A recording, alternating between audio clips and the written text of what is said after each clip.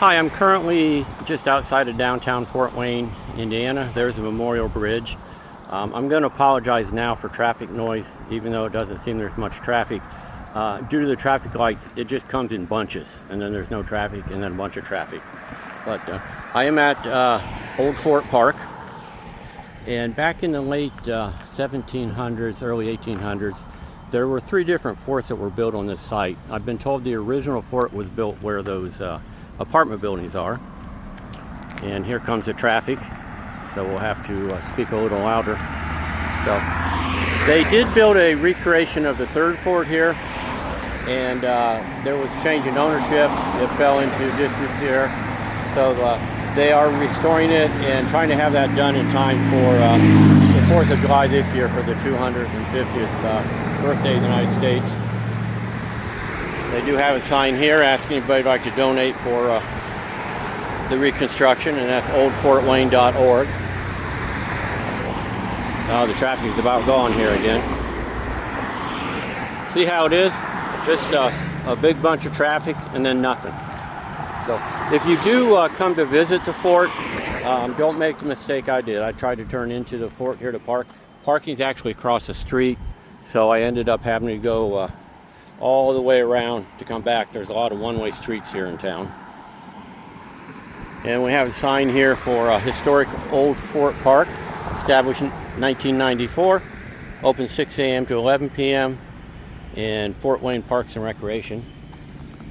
And the bridge crosses, I believe it's the Miami River, is what I was told, but I'm not real sure on that. If that's incorrect, somebody could let me know in the comments. And these buildings, again, are reconstructions. And there's a couple of signs down here in the park that explain the forts and the reconstructions a little better than I can, so we'll take a look at those. There's the traffic again. Beautiful Veterans Memorial Bridge.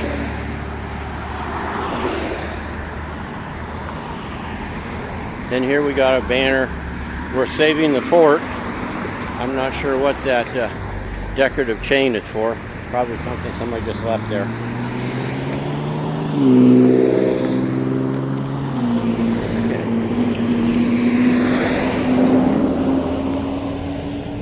And we'll take a walk over here to the river and take a look at that. There is an extensive trail system along here, and it does go right through the fort, so a lot of opportunity to get out and do walks in some beautiful scenery. Even though you're right near the downtown, you can see the buildings surrounding us.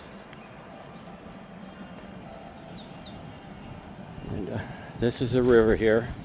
And again, my understanding is this is the Miami River. So the St. Joseph and St. Mary's River come together here in Fort Wayne and form the Miami River. Okay. And here's one of the buildings. They do have restrooms available there. There's a beautiful bridge there, footbridge, that crosses over the river. And there goes a fire truck. Right before I recorded, there was a police car that went by. So unfortunately, must be a fire going on down the road.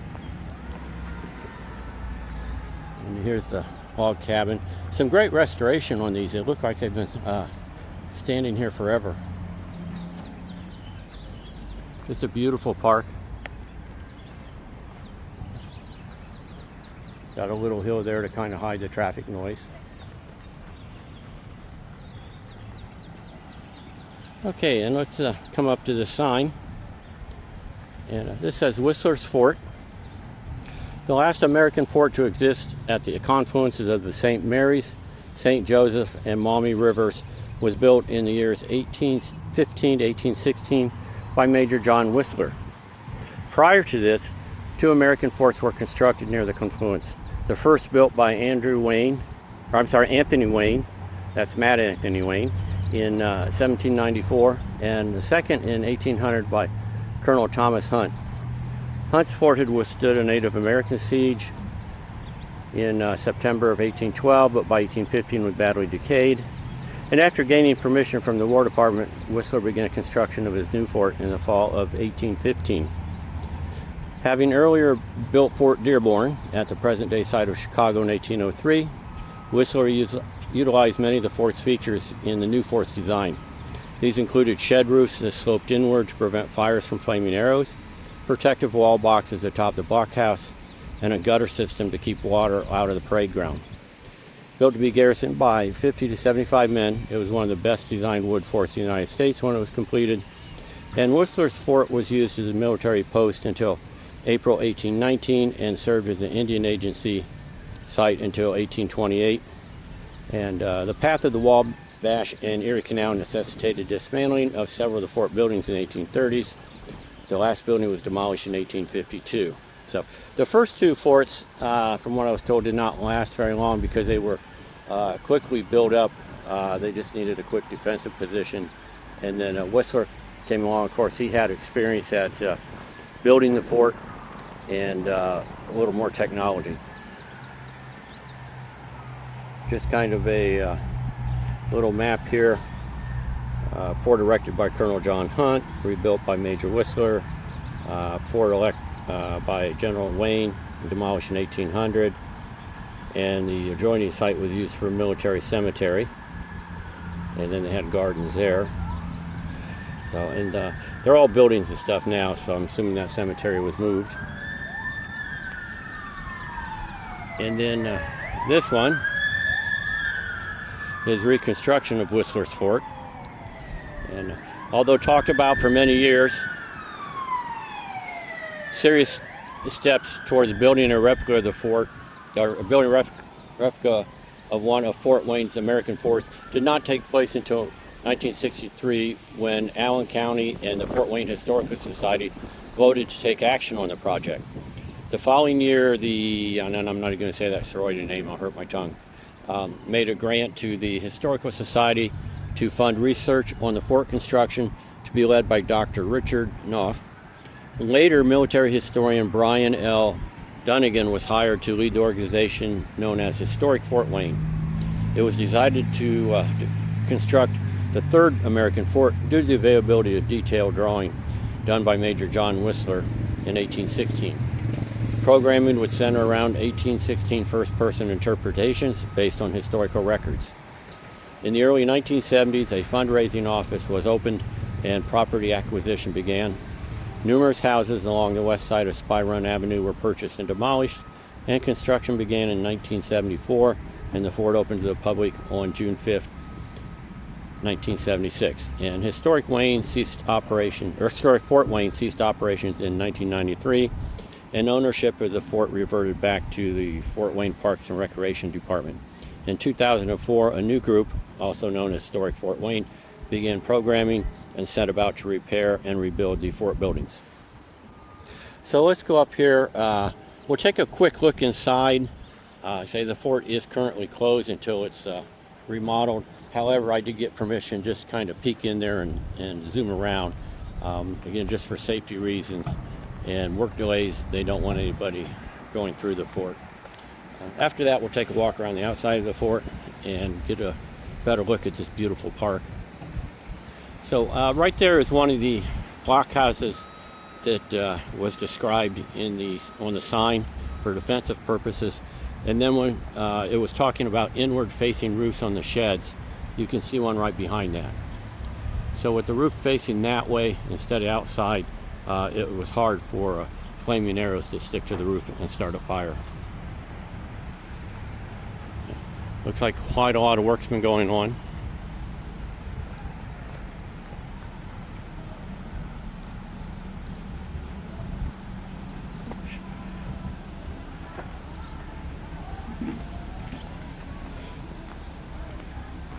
Here's a kind gentleman that let us take a peek in the fort. What's that again? I said, here's a kind gentleman that let us take a peek in the fort. And your name is? John. John, I'm Ron. How you doing, Ron? Nice to meet you. Yeah. So say hi, you're going to be famous on YouTube. So, hi, how you doing? Good. Okay, guys are doing a great job.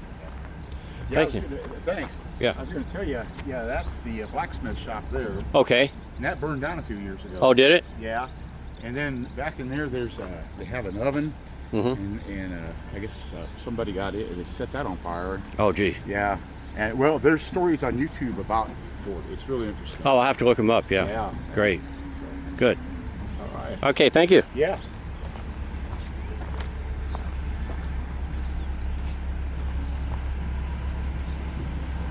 And this is a picture of the fort, or I guess video of inside the fort. Looks like they basically just got this building to do, and then they're done. Excellent.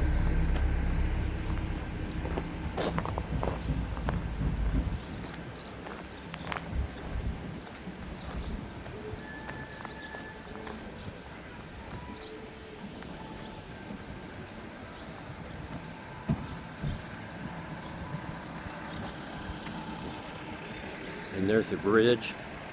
I'd say we may take a walk up over that, see how much energy I have after walking around the fort.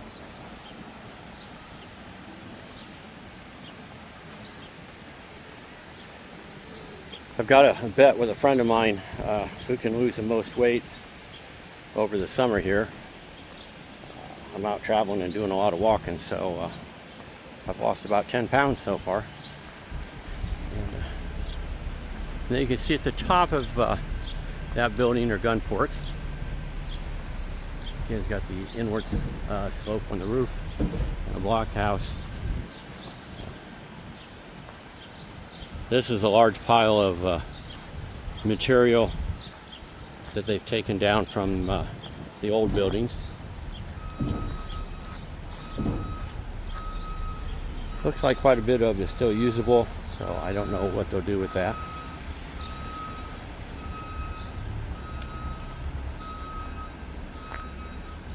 And got some downtown Fort Wayne trucks here. And a couple police cars, so I don't know what's going on with that. We'll just kind of stay out of their way. But they're good. Huge pile. I see a lot of this still looks like it might be usable. It's older dried wood, but might be good for something. And the blockhouses. Another gun port. So you do see the gun ports are a hole in the wall, and then they're angled so that the soldier would be able to get different angles and up and down shots during an attack. Here's another entrance to the fort. Like I say, it looks like these buildings have been here forever. Really good work.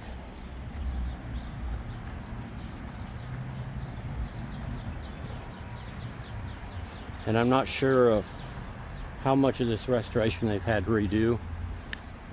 If it's all the buildings or just a couple of the buildings. But it's been ongoing for several years.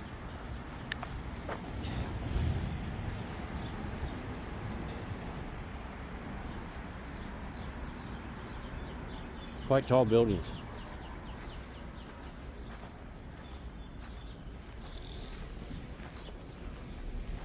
And the earthen hill. I don't know what that is, if that was built originally to help defend the fort or just kind of hide the road and some of the traffic noise, maybe a modern day addition.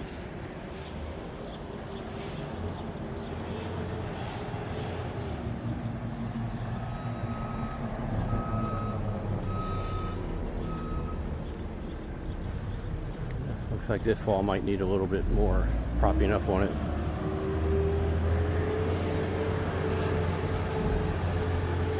It seems a lot larger from the outside walking around than it does seem on the inside.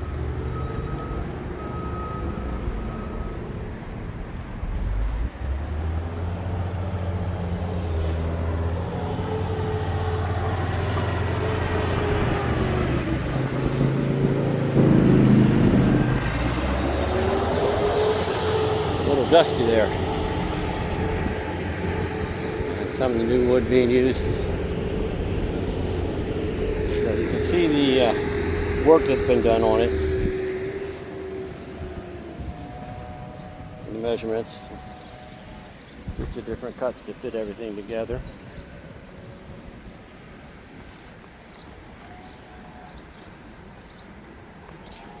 So quite a project.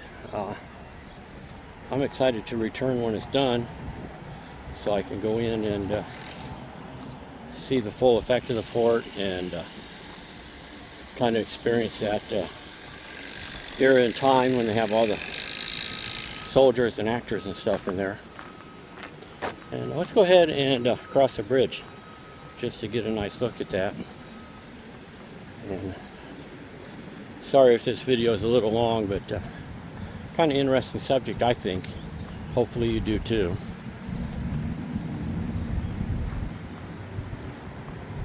There's people out enjoying the park. It's in the lower to mid 70s right now, but very humid.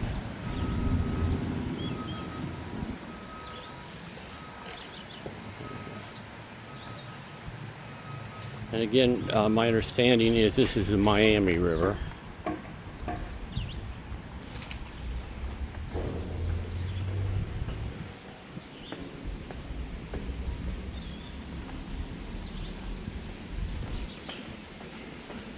How you doing?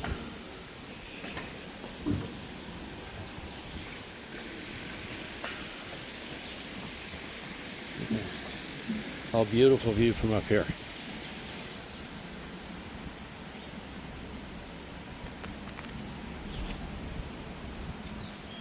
Some of the downtown buildings. Looking away from the downtown.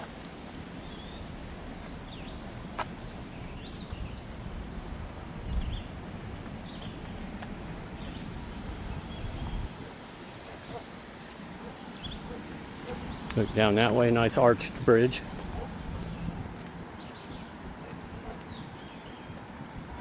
Some of the wood on the bridge looks as old as the fort. Really looks nice amongst all the trees.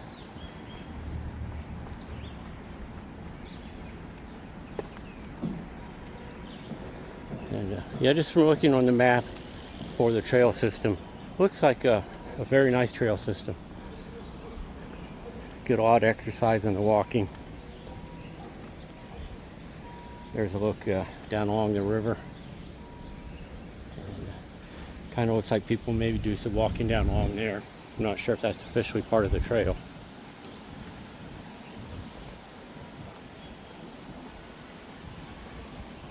Well, that's a nice feature there, that lamppost.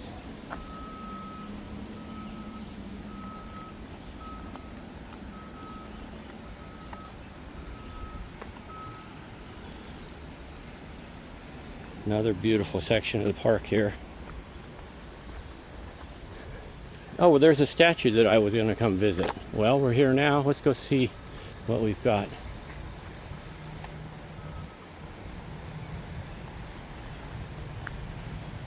I found it without even having to try.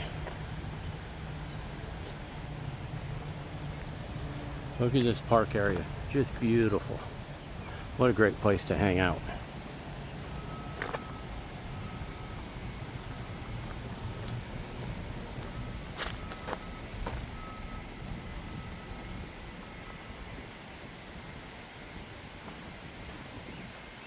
And this is Little Turtle. That's at Chief's grave I visited earlier.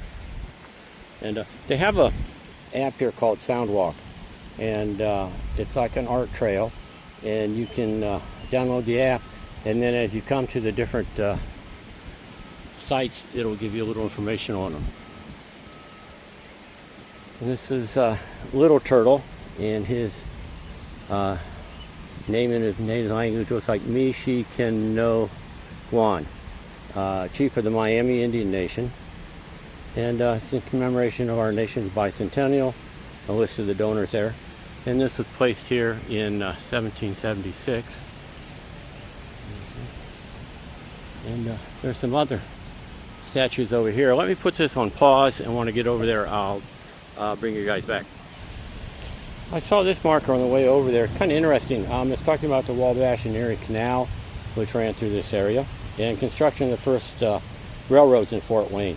An interesting thing on this is when they built the railroad, the first locomotive was brought here by canal boat. So that'd be kind of interesting to see. Canal boats weren't really big, and those locomotives were pretty heavy. So let me pause again, and we'll continue on towards those other statues. Here's another interesting sign, and it's just talking about this being Duck Creek area and the development of some of the businesses. But something interesting here, they were talking about they had a flood and devastation and stuff. And then it says, even Art Smith, the bird boy of Fort Wayne, who is claimed by many as the world's greatest stunt flyer, drew a huge crowd here in 1911. Smith was to take off for a flight from Fort Wayne to New Haven, Connecticut, a major cross-country trip for that time. The trip was jinxed because Smith forgot to buy gasoline. He had to pass a hat for the $2.50 it took to fill his gas tank. Shortly after takeoff near this spot, the plane's engine ceased running, and Smith had to land in a nearby farm field, ending the trip. And this plaque has to do with Ermine Jane Holman Hamilton. And I do like these plaques because they do have Braille here. So that's nice. I haven't seen that before. So it says Ermine Jane Holman Hamilton, 1810 to 1889. Pioneer, religion, education, philanthropy, and reform. She encouraged local efforts to form First Presbyterian Church, establish a public library, support the national women's suffrage movement, and donated land for Fort Wayne's first African American church. The Hamilton estate on Clinton Street abounded with flowers, shrubs, trees, and included the homes of which the granddaughters Edith, Alice, and Agnes lived. This gardenscape is a tribute to Ermine's personal elegance and achievements. As it surrounds the plaza, it symbolizes her care and example to inspire her granddaughters. And we'll go up here and take a look at these three then.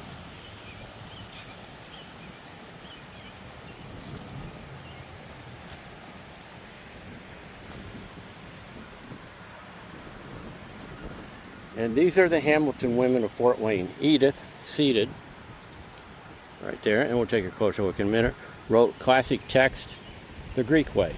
Alice, standing, Edith's sister, influential and industrial physician, advanced the reform of unsafe working conditions in our nation's factory. And Agnes, with a young child, their cousin, accomplished painter and child advocate, and worked in settlement houses founded Fort Wayne YMCA. The Hamilton women have made lasting contributions and the well-being of citizens of both the national level, and Fort Wayne is proud of them. And I do apologize, I kind of was listening to something going on the other side there and kind of read that goofy. But really nice statues here. Quite realistic faces.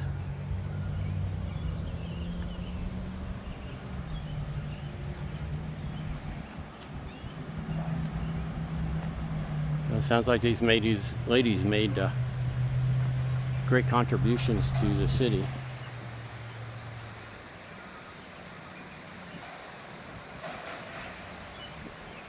Okay, well, I'm going to pause this. I'm going to walk around the rest of the plaza. If there's anything interesting, I'll bring that up.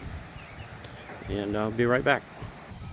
This is kind of interesting. It says the first professional organized league baseball game was played here on May 4th, 1871, ending in victory for the Fort Wayne Keno Gases, I guess, over at Cleveland Force Cities by a score of 2-1. And they did have a stadium that was built here by the Fort Wayne Bilkins team. So just a little bit of sports trivia there. And let me place this on pause again. There was a sign back there. I didn't stop very long. There were a couple of people having a discussion there, but it was talking about a shanty town that was in the area during the Depression. And this one tells about various floods in the area, which stands to reason with the three rivers here. And we place this on pause again. Okay, well, that kind of completes the walk around of the park.